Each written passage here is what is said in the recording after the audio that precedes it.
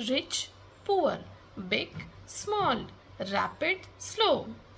इससे तो आप समझ ही गए होंगे कि हम यहाँ पे एंटोनिम्स की बात कर रहे हैं।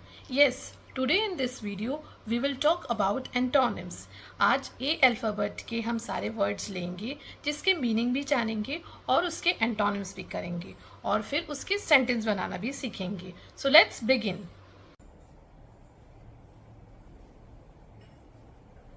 So first one is abandon. Abandon means to leave a place or person permanently. मतलब किसी जगह को या किसी पर्सन को परमानेंटली छोड़ देना। उसका एंटोनिम मतलब उसका उल्टा क्या होगा? Continue, retain, maintain, keep. वैसे तो एंटोनिम्स या सिनोनिम्स एक वर्ड के कई हो सकते हैं, तो यहाँ हम एंटोनिम पढ़ रहे हैं, तो यहाँ इसके अबंडन के भी कई सारे एंटोनिम हैं। कंटिन्यू मतलब उसको कंटिन्यू करना, उसको आगे जारी रखना। रिटेन का मतलब भी उसको जारी रखना। मेंटेन मतलब उसको बनाए रखना। कीप मतलब उसको रखना। अब इसमें से सेंटेंस बनाते हैं। चलिए एक एंटोनिम ले लेते हैं, कंटिन्यू। कंटिन्यू का हम सेंटेंस बनाते हैं, despite the rain the match will continue as planned. मतलब बारिश होने के बावजूद भी मैच कंटिन्यू हुआ एज दी प्लान। मतलब जैसा कि हमने प्लान किया था, बारिश होने के बावजूद भी मैच कंटिन्यू हुआ। Next is Shreya is my true friend and she will never abandon me in difficult times. Shreya मेरी अच्छी दोस्त है, ट्रू फ्रेंड है, इसलिए वो मुझे कभी अबंडन नहीं करेगी, मतलब कभी छोड़ेगी नहीं मुझे इन डिफिकल्ट टाइम्स में, यानी कि मुझे मेरे मुश्किल दिनों में वो कभी नहीं छोड़ेगी।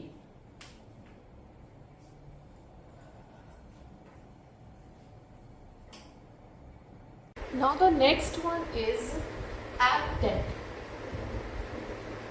Abdect. Abdect का मतलब होता है to take someone away specially by force. किसी को जबरदस्ती उठा ले जाना। तो उसका एंटोनिम क्या होगा? Release, free, liberate, rescue.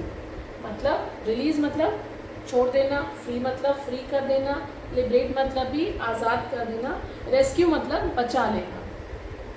तो उसके सेंटेंस हम क्या बना सकते हैं? चलिए एब्डक्ट का हम क्या सेंटेंस बनाते हैं?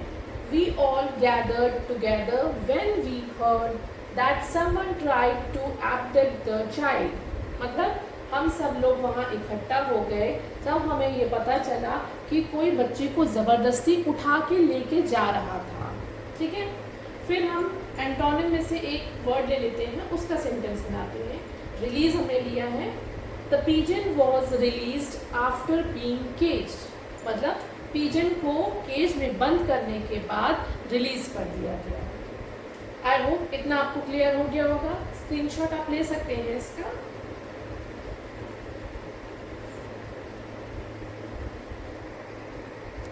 Now you can see next word is abhor. Ever का मतलब होता है स्ट्रॉन्ग फीलिंग फॉर हेट्रेड, मतलब किसी को बहुत बुरी तरीके से नफरत करना, किसी के लिए नफरत की फीलिंग रखना। तो उसका एंटोनिम ऑब्वियसली क्या हो जाएगा?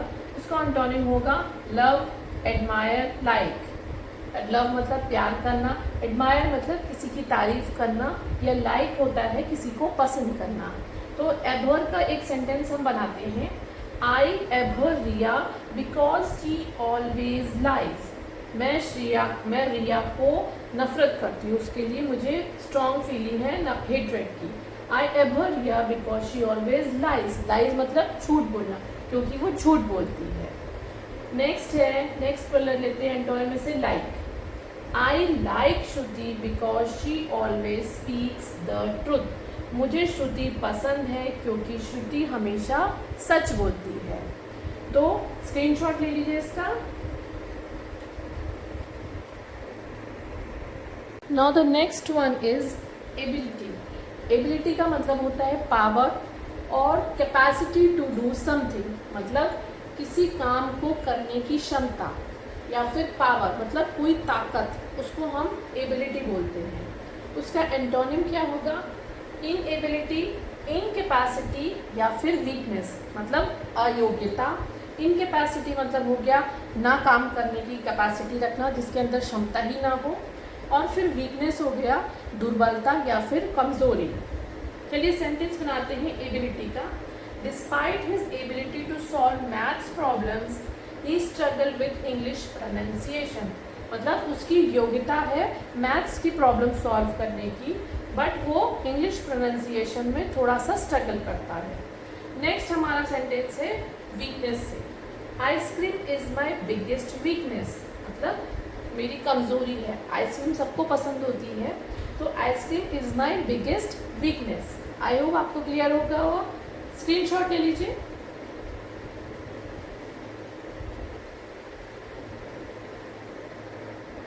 Now let's see the next one, abject.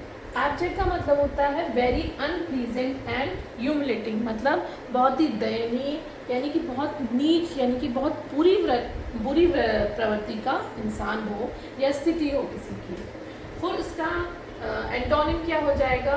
Nobel, honourable, dignified. Nobel मतलब बहुत अच्छा व्यक्ति, ऑनरेबल मतलब बहुत ही रिस्पेक्टफुल व्यक्ति हो गया, या डिग्निफाइड मतलब जिसके अंदर बहुत अच्छाइयाँ हैं उसको भी हम डिग्निफाइड कहते हैं।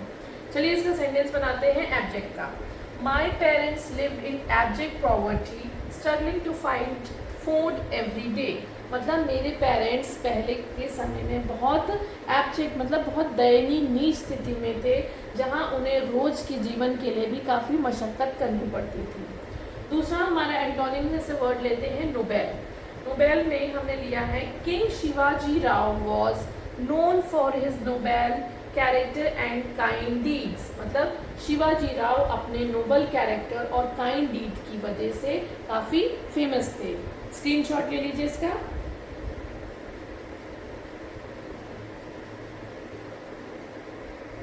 Now the next one is abet. It means encourage or help someone to do something wrong. मतलब किसी को गलत काम करने के लिए प्रेरित करना या उसकी मदद करना या उसका सहभागी बन जाना उसके गलत काम करने में। उसका एंटोनिम होगा हिंटर, डिटर, अपोज। हिंटर मतलब बाधा डालना, डिटर मतलब हतोत्साहित कर देना, और अपोज मतलब विरोध करना। सेंटेंस एबेट का बनाते हैं। The teacher warned Yuvi not to abate cheating during exams. मतलब टीचर ने यूवी को वार्न किया, यू विल नॉट एबेट मतलब तुम चीटिंग नहीं करोगे ड्यूरिंग द एग्जाम्स। नेक्स्ट है डिटर का लेते हैं। My father always deter me from telling lies. मतलब मेरे फादर मुझे झूठ बोलने के लिए हमेशा मना करते थे, यानी कि उसमें बाधा डालते थे कि मत ये झूठ मत बोलो। स्क्रीनशॉट ले लीजिए। Now the next one is absent.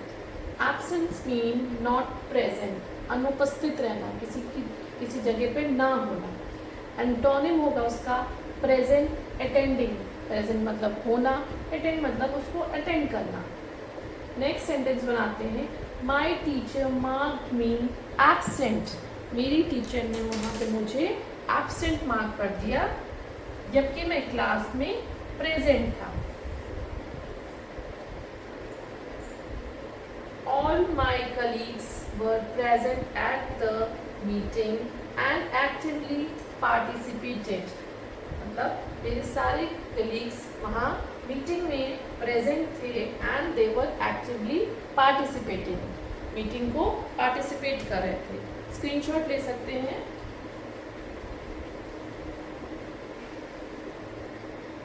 Now the next one is abolish. Abolish means to put an end to a custom or law. किसी लॉ या किसी कस्टम को ख़त्म कर देना हमेशा के लिए, या फिर हटा देना। उसका एंटोनिम होगा स्टैब्लिश या फिर क्रिएट। स्टैब्लिश मतलब किसी चीज़ को स्थापित करना, और क्रिएट मतलब सृजन करना या फिर किसी चीज़ को उत्पन्न करना। तो एबॉलिश का सेंटेंस क्या बनेगा? The government decided to abolish old policies to improve education. Education system को इम्प्रूव करने के लिए गवर्नमेंट ने सारे ओल्ड पॉलिसीज़ को एबॉलिश कर दिया। Veena created a beautiful painting. Veena ने एक बहुत सुंदर सी पेंटिंग क्रिएट की, मतलब उत्पन्न की, अपने से बनाई। स्क्रीनशॉट ले सकते हैं। Now the the next one is abridge. Abridge means shorten a book or film. किसी बुक को छोटा कर देना या फिर किसी फिल्म को छोटा कर देना. तो उसका एंटोनिम क्या होगा? एक्सपैंड और एनलार्ज. मतलब एक्सपैंड मतलब फैलाना, एनलार्ज मतलब उसको बड़ा कर देना. तो इसमें हम अब्रिज का सेंटेंस बनाएंगे. The editor decided to abridge the long story for young readers. Young readers की सुविधा के लिए एडिटर ने उस स्टोरी को, लॉन्ग स्टोरी को अब्रिज कर दिया, मतलब छोटा कर दिया, ताकि वो यंग रीडर्स उसको रीड कर पाए.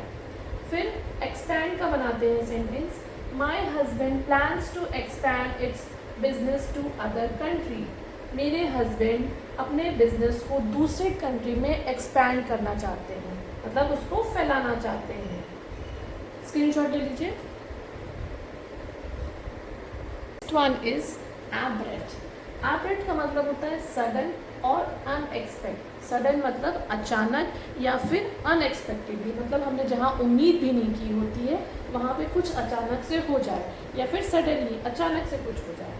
उसका एंटोनिम क्या होगा? Gradual, slow, smooth.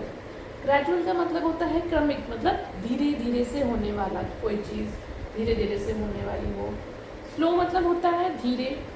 स्मूथ मतलब होता है, मतलब जहाँ कोई बाधा ना पड़ रही हो, स्मूथली कोई काम, आसान तरीके से कोई काम हो जाए. तो एपरेट का हम सेंटेंस बनाते हैं. She came abruptly in the party. मतलब वो पार्टी में अचानक आ गई. She came abruptly in the party. My mother's health deteriorated gradually. मेरी माँ की सेहत, डिट्रॉइटेड मीन्स धीरे धीरे खराब होने लगी. स्क्रीनशॉट ले लीजिए.